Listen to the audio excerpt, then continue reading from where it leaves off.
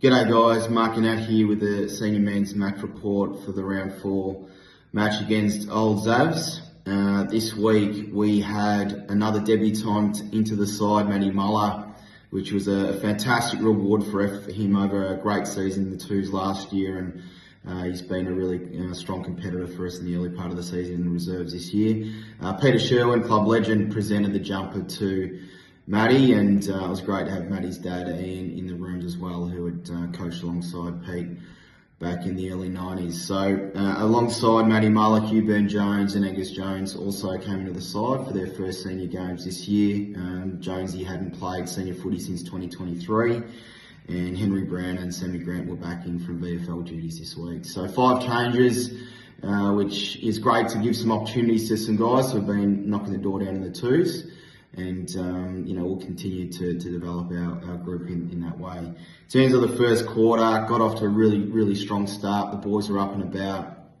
We were able to hit the scoreboard with 4 goals, and probably left a couple on the table. I reckon we maybe could have snuck a 5th or 6th in there as well. But we took a 20-point lead in at quarter time, but it was really pleasing. Our energy was up, our forward pressure was back.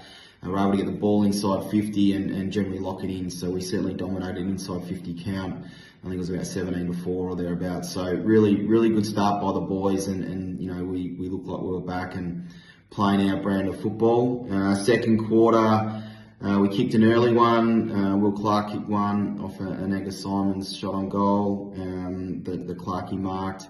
Then Xavs got a few back and probably started to gain a bit of momentum. We got one against the grain, Ollie Barter, really smart finish and good mark there. And again, it was Angus Jones that set that one up higher up the ground. So, again, going at scores level at half time.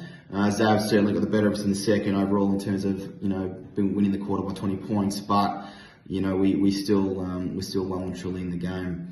Unfortunately, that's where the positives probably ended. The second half, as we all know, Xavs absolutely killed us, to be frank. They won the third quarter by 27 points, and then they piled on 9 in the last quarter to win that quarter fairly comprehensively too. So, in that sense, it was disappointing. We fell away a fair bit. Our structure broke down. Interestingly, we were still getting the ball inside 50. We only lost the overall inside 50 count by 8. But one of the key areas we need to address is how easily that is firstly being intercepted. So what does our connection look like? How we bringing it in, and then how can we keep it in there? Because it certainly came out with interest and put our backs under extreme pressure. So that was a big area that we'll need to get to work on. Our kicking efficiency was down. We had 45% efficiency, so we had only 77 effective kicks for the game. Interestingly, disposals were pretty even. Xavs only had another 16 more than us, but they dominated us in contested possession. So, they're getting their hands first on the footy. They were spreading really well from contest. They were intercepting the ball and putting pressure on us when we had it, and then they were hitting us and they scored pretty heavily on turnover. So, the reasons why and the outcome, we understand, we know the reasons there, and with a young and inexperienced group at the moment, it's important that we stay positive and we keep building, we keep coaching our way through this, and we know we're going to have some challenges along the way, but we're also very positive with the overall squad and the attitude of the boys. So overall, as I said, Xavs certainly dominated. A couple of our best players who didn't give up. Charlie Cormack had 34, playing off half back and had a good day. Alex Noblet was really strong, playing mid and back.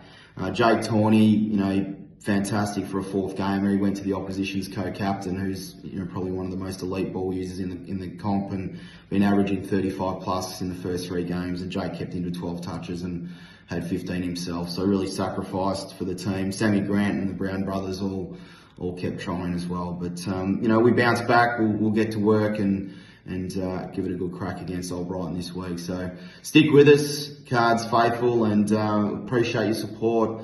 And we'll see you at the footy next week. Cheers.